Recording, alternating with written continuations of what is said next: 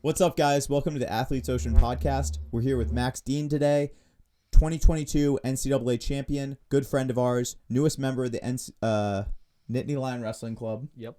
And he also has an instructional on our platform, Secrets of the Shallow Hook, so make sure to go and check that out. And what's up, Max? How we doing? Doing great, man. Excited to be here. All right, well, let's not get canceled on this podcast. Let's do our best. All right.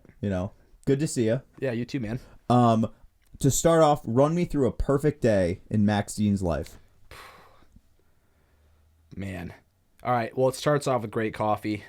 I think a lot of people for their perfect day would probably say, like, I'm going to be in Hawaii or that's the only vacation destination I can think of right now. But I'm going to Hawaii like a week, so I'm pretty fired up about it. That'll be pretty sweet. But honestly, I love being in state college. Like, what we get to do here every day is so fun. Obviously it's nice sometimes to have little breaks and to get away. But ultimately, like, wrestling's one of my favorite things. So I'm going to be in state college because it's the best place to wrestle, and wrestling's my favorite thing to do outside of, like, spending time with my wife. Sorry, Anna. But so I'm going to wake up. I'm going to have a great coffee. It's going to be beautiful out. Probably like 60 degrees and sunny in the morning. I would go for a walk, listen to some good music or a podcast, maybe read something good, and then lunch at K2 Roots, green juice, PB Bliss Bowl, and a panini, because I'm going to splurge on my perfect day. I'm going to get everything I like. Some of those keto donuts, those are really good. And I don't know, go to practice, have a good practice, wrestle hard, sauna afterwards, maybe hit the cold tub, go home, make dinner. My friends, Jason, John would come over and we'd play some Catan. And maybe that seems so lame. Listen, Jason's always a threat. All right, we need to get I don't care if he has 5 points and everyone else is at 9. He's always a threat, and he can't be just swept under the rug. I'm yet to meet a stingier trader than Jason Nolf in Catan. Love the dude, but doing deals with him is not always the. It's not the move. Yeah, he doesn't. He's definitely more focused on what he can get out of it. He's sitting over there. He can't defend himself. Yeah, I know. That's why I'm saying this right now. Yeah. So nothing too crazy. So that's the perfect day. I mean, the best day of my life was definitely my wedding, without a doubt. Great day. It was amazing. Yeah, you were there. It was beautiful. Wife is beautiful. I can't say all because there's some people that couldn't make it, but the vast majority of people I love were there. Obviously, it's just really cool to get married and make that commitment. And then maybe second best day of my life was winning NCAAs, and our team winning NCAAs and having 5 champs. That was really cool. But I think maybe the best day of your life and then perfect day would be 2 different questions, right? So yeah. I wanted to just dive into what I thought you were going to say, which is what you said, is your baseline is your perfect day, right? You're usually going to K2 Roots for lunch. You're usually going into the practice room and having a good practice.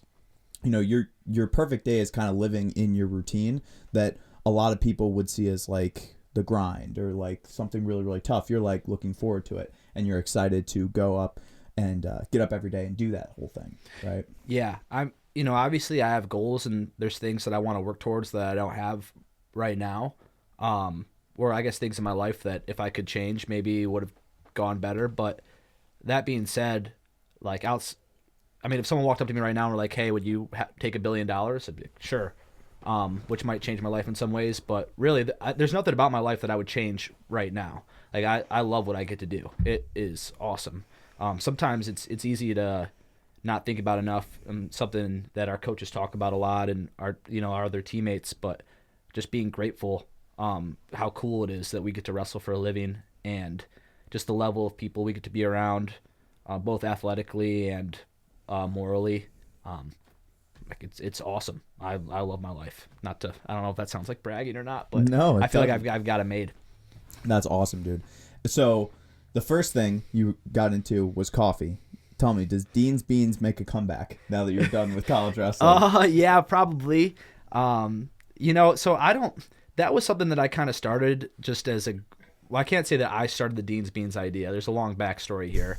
My whole family loves coffee, so it's been a running joke in my family since maybe I was in high school, which is longer ago than I care to admit.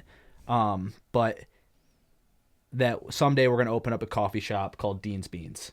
And we have all these ideas. We have like this huge compiled list of different things that we would do to make it awesome. And I do believe that we will do it someday.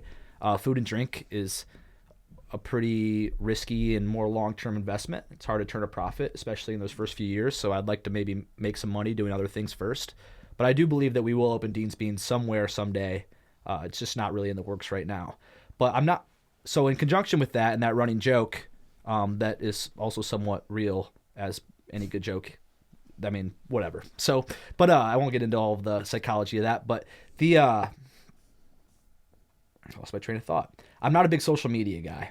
Like, I don't really love. I feel a little awkward posting on Instagram or Twitter. Like, trying to make myself look cool.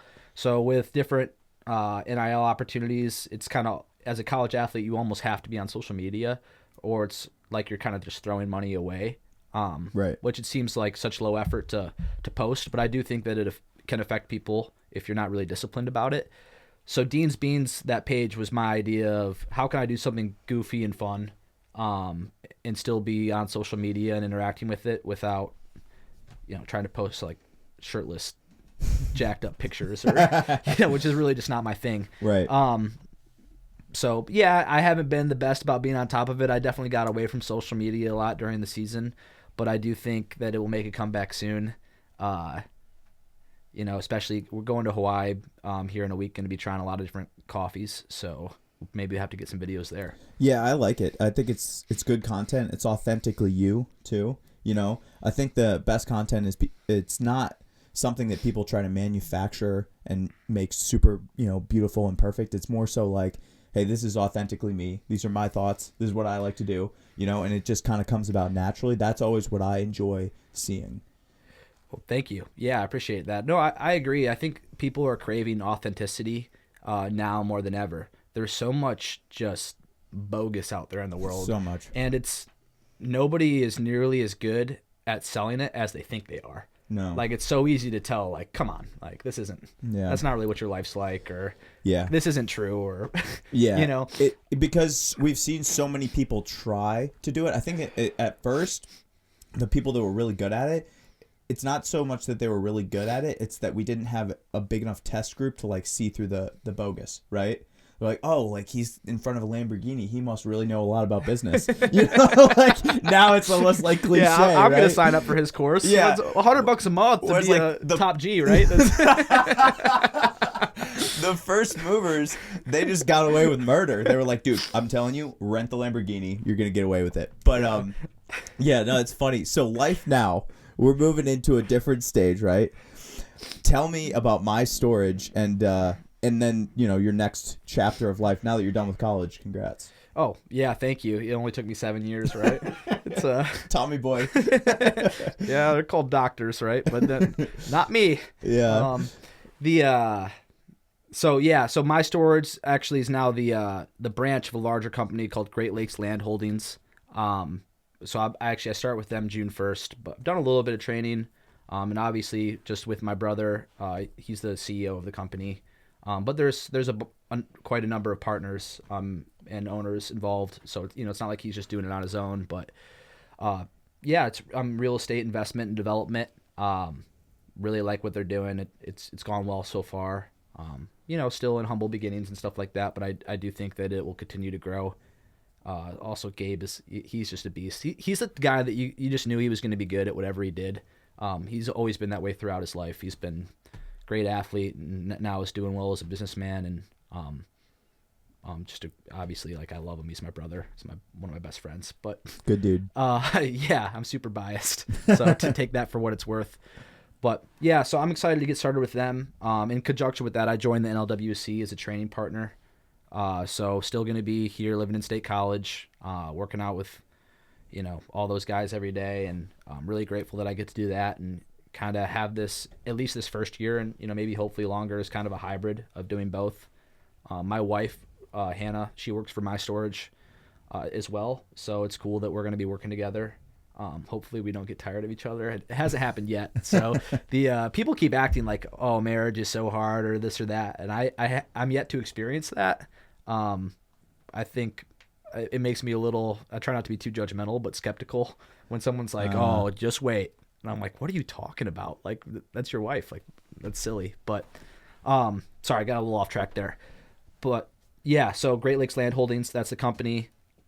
Essentially, what they do is they manufacture individual storage units, and they're kind of putting one manufacturing facility in each region, and then they're buying up facilities that already exist and scaling them with their own units. So they're able to develop different properties pretty efficiently, and buying. I don't really know how many details I'm supposed to give about what they're doing. You're good. Maybe that's probably about as far as I should go. Yeah.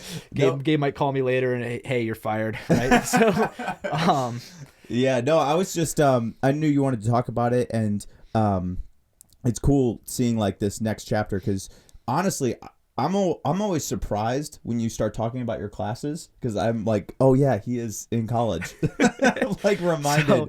So now you're like completely out of college. It's different. Yeah, I've been in this weird balance for a couple of years. It is nice to have school done, just because. Oh man, God, what do I want to say here? Relative to wrestling, in my opinion, and it's probably different for everybody, but relative to like the amount of effort that goes into trying to be great at wrestling, school is just so easy. There are some classes that are tough, and I study and I take care of my stuff, but it's just not nearly as painful as or humbling as I found wrestling to be. But that being said, when it becomes that easy, sometimes your effort into it like doesn't match probably even where it should be. Mm-hmm. So then that gets stressful, because you're like, man, I don't know what's going on in this class, because like I just haven't been doing it. I got to try and pass, which is a little bit what my last month looked like. But it finished with good grades and a good GPA. But yeah, it was kind of bizarre, because before I started back up at Penn State as a junior a couple years ago, I had been out from school for 2 years. So I moved here. She was my girlfriend at the time, but I knew she was going to be my wife, with my wife pretty much. And as a 24-year-old, and was like living with her, but then you're still on a college team and you're still going to college. And for me, it was really important, even coming to a new place, but I wanted to connect with all my teammates and be a part of that experience, for myself, and also just to try and help make a difference here, and be a part of good culture and winning and being a part of a good team. So, but that took some effort, but it is a little funny to like go in and hang out with like 18 and 19-year-old kids every day and train and like be in the locker room with them and then go home to your wife. That's an interesting, dynamic, but it worked out well. And I do feel like I connected really well with the Penn State team, love a lot of those guys. Some of my best friends are here, and then obviously there's guys more my age that are in the RTC that I'm really good friends with. So absolutely, I found a good balance there. What initially drew you to Penn State? Oh, I wanted to win. So, I feel like I've probably told this story a bunch of times. People maybe are getting tired of it, but I would have never left Cornell if it weren't for the way that they handled COVID. Just the Ivy League in general, I found that super disappointing. They just didn't really seem to care about sports or having sports. Heck, when they canceled our season, they did it in November, like right before the season was going to start, when people had really limited options. And the president of Cornell that signed her name off on it, they announced to us that they were going to cancel our season on a 5-minute Zoom call, and the president that signed off on it didn't even get on the Zoom call. Wow. So like the whole attitude around it was like,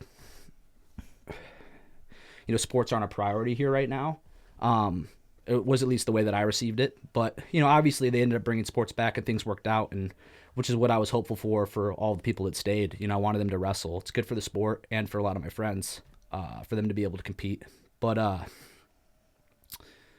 I just got to a point there where I was like, all right, I'm done waiting around. I don't really trust the school's administration here to bring sports back or to respect or protect my opportunities. When heck, the year they canceled, every other Division I conference had sports and had already had fall sports. And then after everyone successfully had winter sports while we sat out, then they canceled spring sports. And then I'm like, all right, what's obviously something else is going on here. Trying to make some sort of point. So that's when I went in the transfer portal. Legitimately had no idea where I was going to go, what I was going to do.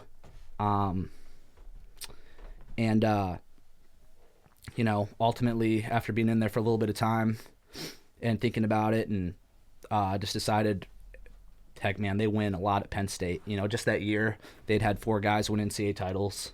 The track record of success at Penn State in the last decade, a little longer than a decade, kind of speaks for itself. So reached out to Coach Kale, had a really good conversation with him, felt super comfortable with him right away, and decided to trust him. Came out here, and the rest is kind of history. Heck yeah. Well, we're glad you did. Me too. It's funny, especially having our season canceled at Cornell, and I was like, that was a really low point in my life. Because it's like, what the heck am I doing? I took a gap year from school because we weren't sure the way that everyone's eligibility was going to shake out or really what was going on. So I wasn't in school. I wasn't really training for anything. I wrestled in some freestyle tournaments, but just for the heck of it, because there was nothing else to do. Mm-hmm. So you wake up every day and you're like, what am I working towards? What is even the point of my daily routine right now? But looking back now, I'm really glad that all that happened, because the Penn State was where I was meant to be. I have no doubt in my mind that all of the people that I've gotten to know and be around, and the way that it's impacted my life, in a ways a lot more than wrestling, which, I'm happy to elaborate on that more too, but it was meant to happen. Yeah, I feel that too. I think that it was a big turning point in your career. You had already made the finals. Actually, awesome story. I remember when you knocked off Miles Martin, I was Matt side, and you were just hands down by your side, staring up at the crowd, and Gabe picks you up. Everyone's going nuts, and you're just stone faced killer. It was that was a cool moment. Thank you. I remember that. And so yeah, you were obviously having success in college, but I think it was a turning moment in your career where you kind of hit that next level. And I know you'll probably agree that your wrestling, your mood, your attitude, everything is just it's just better and happier in Penn State. Yeah, no, absolutely. And I don't want to talk bad on Cornell Wrestling either. I had pre-COVID, I had an amazing experience there. There's a lot of really great people that did a lot for me. Yeah. So it's not even about being I don't like them, or, that's not the point. My issues were just with the way that they handled COVID. No, it's just, I was more saying it's just a different chapter in your life and growth. You know what I mean? Not anything against Cornell, just saying when you showed up here, you were, a couple of years older. You had a girlfriend that was about to become your wife, and you're like, all right, taking a huge risk. And anytime you take a risk like that, you grow from it, Yeah, no, and that was, for sure, it was a huge turning point in my career. Something that I needed very badly was just something new, a new challenge, to come here and, have it be competitive to even get into the lineup. And I was just kind of ready to put it on the line, you know? And that was something that I was thinking about, even coming to Penn State, because I had some other options and some schools that probably would have been, good and positive experiences, and it's nothing against them, but ultimately I just didn't want to spend the rest of my life wondering, what if? And that was what Penn State kind of represented to me when I was going through that process, was going all in, right? Which is what I wanted to do. Heck yeah. So if you could go back to, maybe it's in college, maybe it's when you were in high school, what was another turning point in your career where you're like, I was like this happened, and then after that I was different? Because you've been wrestling your whole life. Your dad was a coach. Your brother obviously had huge success. So was there a moment or a turning point, a certain tournament, a certain season? So there's 3 that come to mind immediately. Although, wrestling's a very humbling sport. So you're always failing, correcting, whether that's in practice or in competition or, on a big stage or. So, that's happening constantly. But 3 that really come to mind that I know kind of changed my direction. The first one, so when I was a sophomore in high school, I'll never forget this. And my brother Gabe was a freshman at Cornell, and he was doing pretty well. He was kind of ranked in the country type of guy in his first year of college. And then I remember he went to the Southern Scuffle, and it was really, I couldn't even believe that it happened at first, but he beat Ed Ruth, who was this legend. Any wrestling fan probably knows who Ed Ruth is. And that was actually kind of like an iconic upset, which, I mean, Ed ended up beating him later in the year, and hats off to Ed Ruth on an amazing career. Dude was a beast, fun to watch. But I remember after Gabe beat Ed Ruth, I just remember sitting there like, obviously I was excited for my brother. I want his success way more than mine. I was pumped.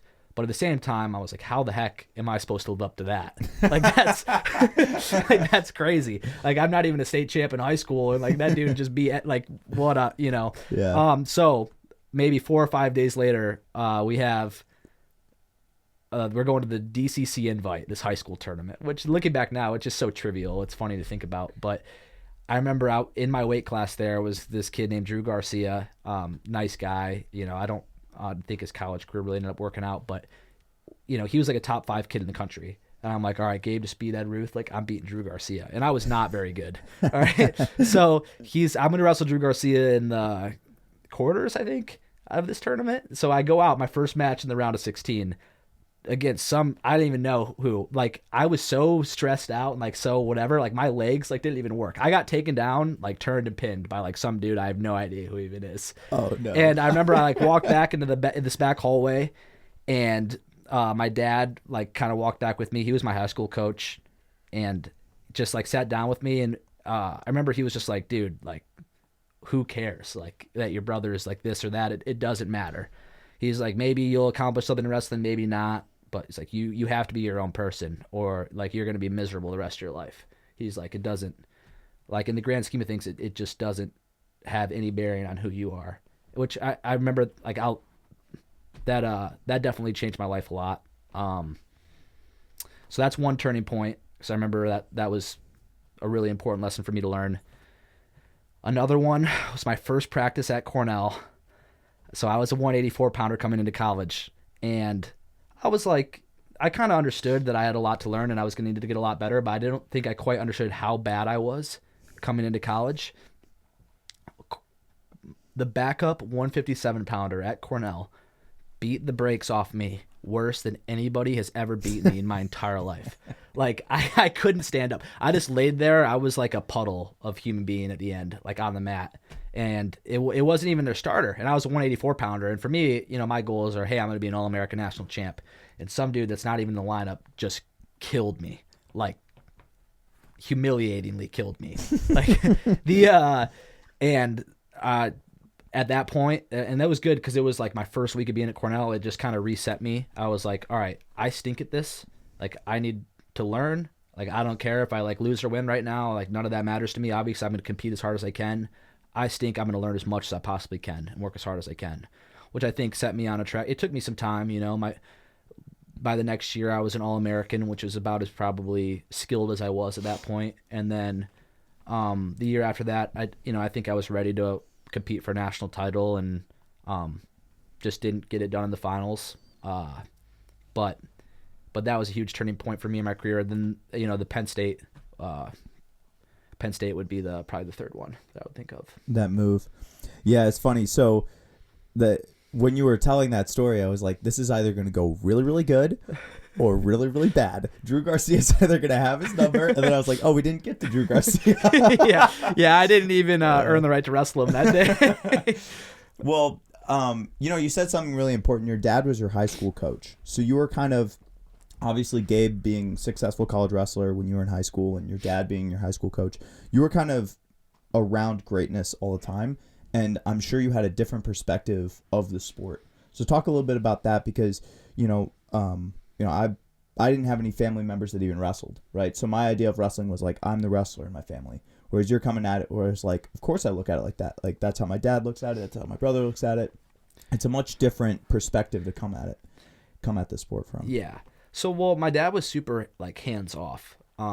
Even though he was our coach, it wasn't like he was wrestling with us, or, you know, he'd show us a little bit of stuff here and there, especially if we asked him, but he did more of a good job of just getting us surrounded by good wrestlers, especially relative to us at the time. So, you know, he would pretty much hire post-college guys that were kind of like national qualifier or maybe All-American level to come coach at Lowell, our high school, and just kind of surround us with them and let that happen.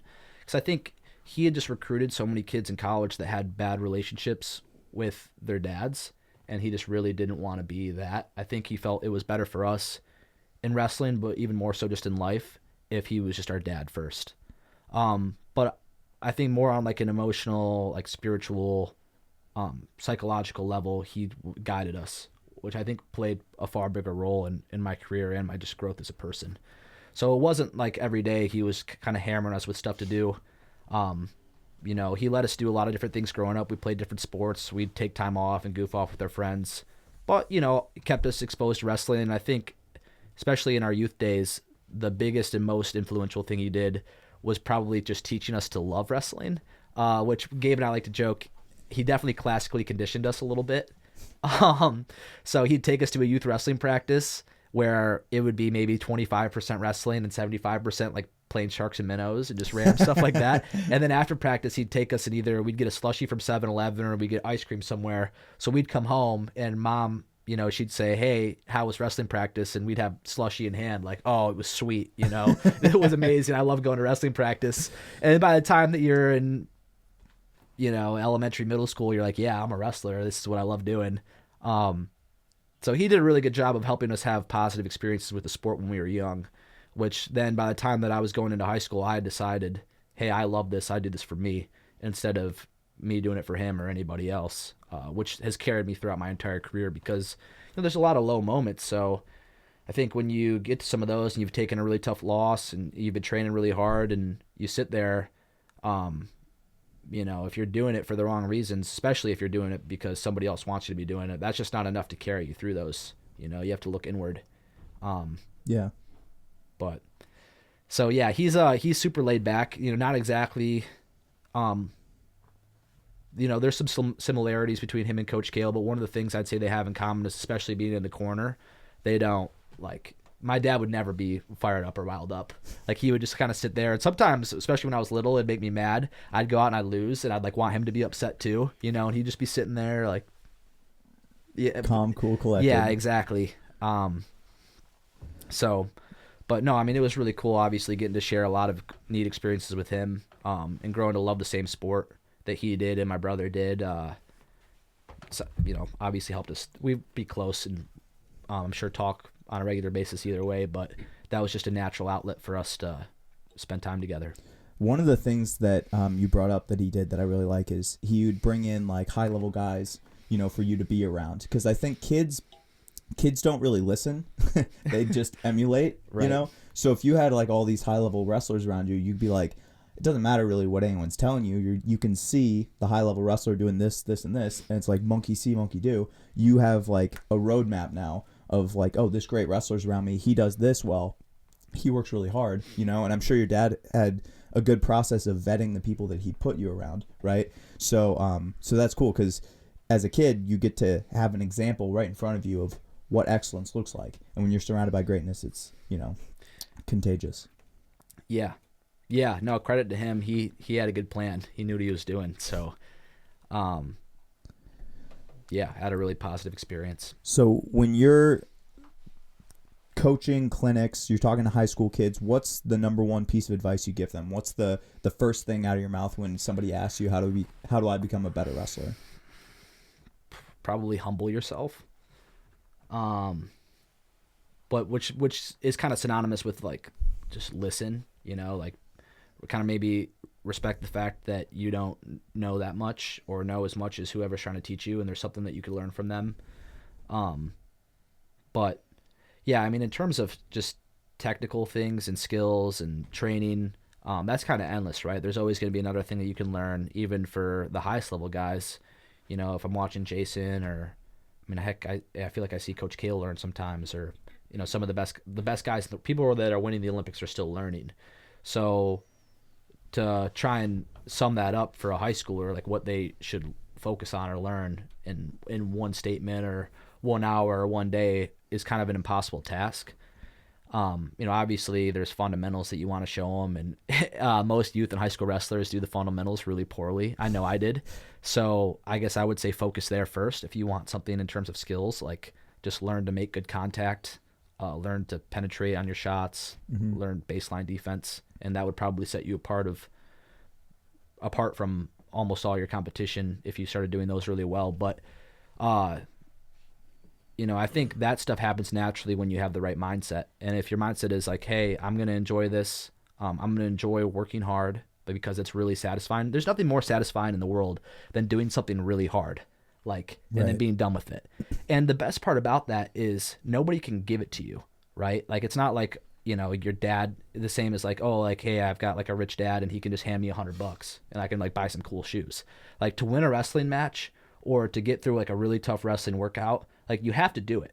Like, there's just no other way around it. That's why it's awesome. I mean, that's the best part about the sport, is all of your successes and failures are yours to own. Which I don't think that you can find that in a lot of different areas in the world today. I know that's primarily why I love wrestling, is it just constantly makes me answer to myself over and over and over again. I think society needs more of that. I would completely agree. Yes. I think wrestling's such a unique sport, and there are like other sports that come close, but nothing really does it like wrestling. Like, nothing really changes the way that you look at the world and changes the way you look at yourself more than doing those hard things, like you said, and being accountable to your own success. It's like, it's not up to anybody else, it's up to you. And it's more than just being like, oh, like, pull yourself up by your bootstraps, you're responsible for your life. It's more like, I know that this is going to be hard, but it's going to be worth it, and anything worth doing is going to be hard, right? Yeah. And I think that wrestlers understand that at like a very, very deep level. Like, it's part of like who we are and who we grow to be in those formative years. Man, I just wish the entire world could have that. Yeah, I agree. Obviously there's still some knuckleheads in wrestling, and as there are anywhere, but I think aggregately, as a community of wrestlers, represent a lot of the values that someone might argue are missing from the world right now. Just because it's such an accountable sport. Like, there's nowhere to, after you fail, there's nowhere else to point. Some people will still try. The ref did this or whatever. But I think that's dumb. Personally, I would never do that. But right. it forces you to be accountable to all of your weaknesses and all of your issues, and if you want to get better, like, you have to fix them. You can have help and guidance and all of those things, but ultimately it's on you. Nobody else walks out on the mat with you, which, kind of, as we touched on, I think is missing from a lot of society. I think a lot of people think their problems are someone else's fault, or someone owes them something. It's like, you're not entitled to anything. Like, either get it or don't. Right. Jesus, some people have better circumstances than others. Some people start off better off than others, but, what's in front of you? What can you make out of it? A lot of your circumstances are God-given. So, like, are you making the most of them or are you not? Stop trying to point at this person or that thing, or, the government does not care about you. Like, they're like, they don't care. Like, if I promise you, like, I don't care, like, what side you're on or whatever. I've been, like, caught up in some of that stuff, and more so now, I'm like, they're not going to make a difference in your life. Yeah. All right. Best case scenario, they're just going to, like, tax you more or something. Like, that's not best case scenario. Best case scenario, they're just going to, like, not do anything. Leave you alone. Yeah. Yeah. In my opinion. Correct. So, but I think so many people are like, oh, the world owes me this or owes me that. And it is easy for me to say because I was born into a loving family that supported me. And I mean, my circumstances are better than a lot. Right. So I don't want to be naive to that either, but I just don't think that looking for somebody else to solve your problems for you is the way. It's just not going to make you happy. Like, if you were able to solve your own problems, which most problems probably could be solved with work and effort and those things, maybe not exactly the way that you want, but you could get what you need. And I just think that's the way to a happier life than trying to point elsewhere. Yeah, absolutely. And, a lot of people compare life to wrestling, and I think it's what it really is your team, is there for you to cheer you on. But, like you said, it's you walking out into the middle of the mat. It's you doing your job. And whether you do a good job or bad job, that's on you. Everyone gets to see it. You're on display, right? Everyone gets, Yeah, and believe it's me, like, I understand that. That's kind of like how life is, right? It's like, at the end of the day, it's up to you. You can put yourself in groups of people that help you out. You're a member of a family, right?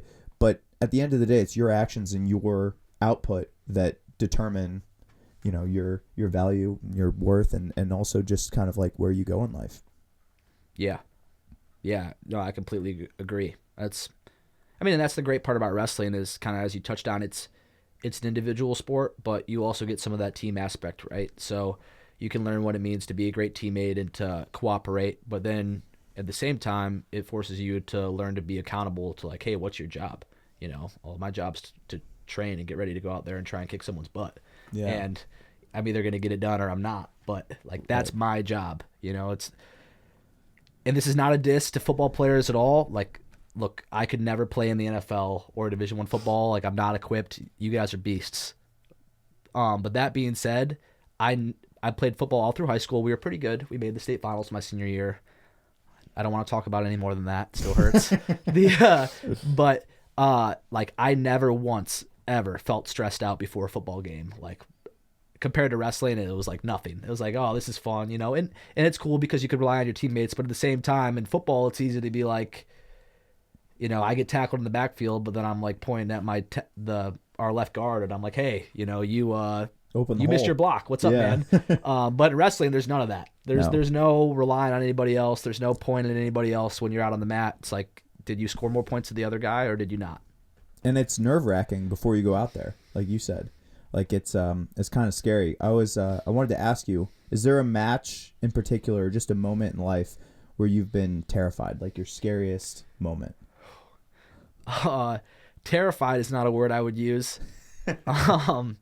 But I've definitely had some competitions where I've carried a lot of stress with me that I feel have affected my outcomes, which is mine to own. Like, I didn't manage that well. So I'm not saying that as an excuse. Like, I lost. It's my fault. I didn't manage my stress, or I wasn't thinking the right way or believing the right way or living the right way.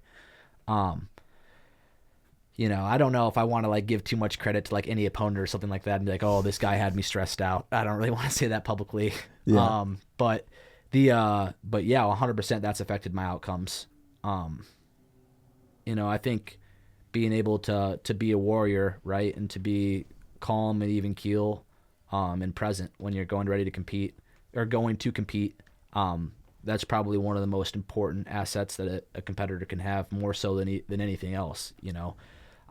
To be honest, if you're going to give me a guy that, did everything, he eats his diet right, he sleeps right, he does everything in his life right, he trains right, but he's super nervous and super stressed out, versus a guy that does everything wrong, but he's just a tough dude and he doesn't care, he's present. Like, I'm going to take the tough dude 10 out of 10 times. Right. And which is something that you can work on, but it's hard to teach that. Some people really struggle with it. I've struggled with it at points in my career, and at points I've done really well.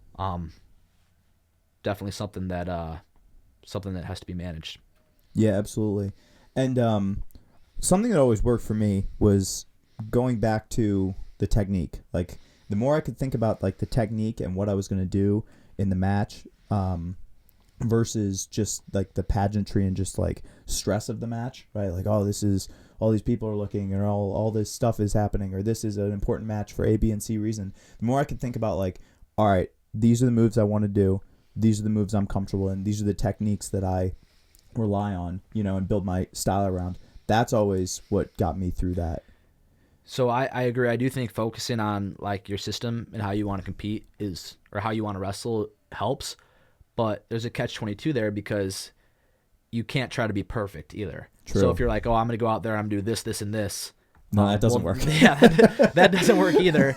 So I think it's finding that balance and being like, yeah, hey, I've got a plan. This is how I want to wrestle. I'm going to stick to it. But also being willing to let it fly and be creative, because there's just things that are going to happen in a match that you can't really predict or account for. So finding that balance is tough. Yeah, for sure. Now, when you're going back to maybe training, like when you're developing those systems, like you said, where do you find home base between these are the systems that are tried and true and I've used for years, and these are the ones I'm exploring and currently working on? That's tough. That's a tough question. I mean, I guess I don't know if this is going to answer your question or not. I think it will. So bear with me. But when I'm thinking about the way that I'm going to wrestle, it's more like there's positions that I want to get into, and I have combinations to kind of move through all those positions to hopefully open the guy up and score. And so I'm just thinking about like, all right, can I get to my inside tie? Can I get to my underhook? And then once my hand's set there, am I level changing? Am I snapping or am I pulling? Amongst all of that, there's some creativity mixed in. Like if you get to my leg, I might just do some sort of crazy roll or do whatever. Sometimes that works out, sometimes it doesn't. That's part of the learning experience. But I think while you're competing, most of, it's a little bit like maybe some of it's somewhat conscious of where you're trying to set your hands. How are you trying to get him to move? But a lot of it's just reactive or instinct too, and that just comes from your training. So, whatever you're doing in the room, when you're in practice and you're in the room, that's where you should make mistakes. Especially when you're wrestling live. Like, who cares? Like, who cares if you get taken down? It does not matter. Like, you're gonna walk out of practice, so is the other guy. It literally makes no difference on your life. I know everybody's competitive and you want to win or what, but for me, like, I'll joke about this all the time, especially when I'm wrestling Jason or like Kyle Snyder or whatever. Like, if somebody hits something really nice on me and takes me down in practice, like I will smile and like laugh and I'm like, that was sweet. It's just not that big of a deal. Especially for like my training partners. I want them to do well too. And I'm like, what did you just do? How do you show me that? Something you said before, you were talking about your Underhook series. When you did the Ocean Instructional with us, I was like, dang, that's a series. That guy knows the ins and outs of everything that's about to happen. Like, watching that back, I was like, oh my goodness, he knows every little nuance, every little detail. You've just spent a ton of time developing that position. Yeah, no, absolutely. My underhook is where I'm most comfortable, especially using that short hook to level change, snap, move a guy. Creates a lot of scoring opportunities. So what happens is you start getting really good there, and everyone that you're going to wrestle starts feeling really uncomfortable, is that everybody just tries to stay out of the underhook, right? But that'll open up all your other things. And, if you don't have those skills in the underhook to score and to move a guy and to break a guy, then they don't have to respect that. So, learning those things is super important. That instructional, I feel really, really good about the quality of the technique that's in that. Stuff that I use all the time. It's good technique.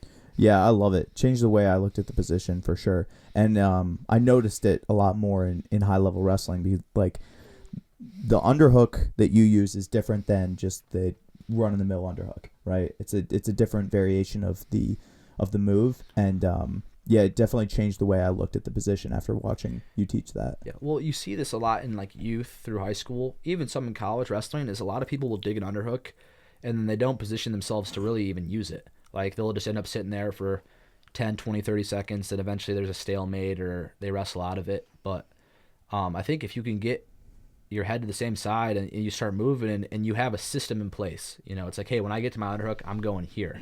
Well, then that's when you're going to start using it to score, and you're going to get all these different opportunities to win matches. Whereas if you're like, oh, well, an underhook is a dominant tie, that's a position that I want to be in, but I don't really have it that thought out, like what I'm going to do when I get there. Well, then you're wasting that position. Don't waste that position. That's a good position. Like, get your underhook and score, or at least make the guy react and move. Because that, like, how many times can you do that in a match? How many positions in a match can you do that? Do you have stuff from an inside tie? Do you have stuff from an underhook?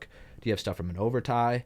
And the more and more that you learn and the more skills that you give yourself to be able to make someone react, well, then they just run out of places to hide. Like, where are they going to stay? They don't want you an inside tie. They don't want you an underhook. They don't want you with a 2-on-1. They don't want you with an over tie. It's like, well, how do I wrestle this guy now?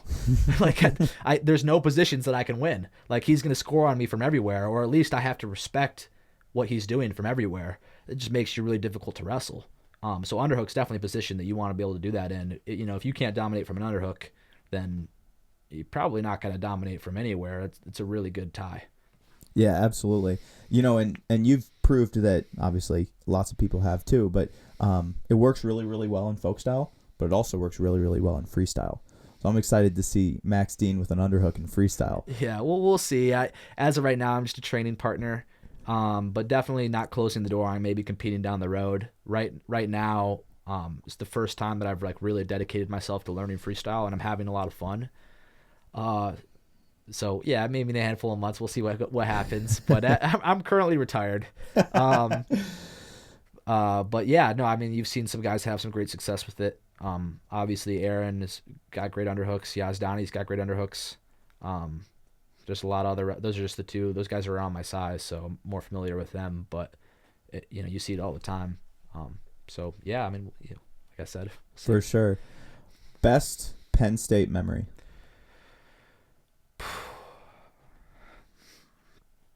Man, there's a few moments that were really cool.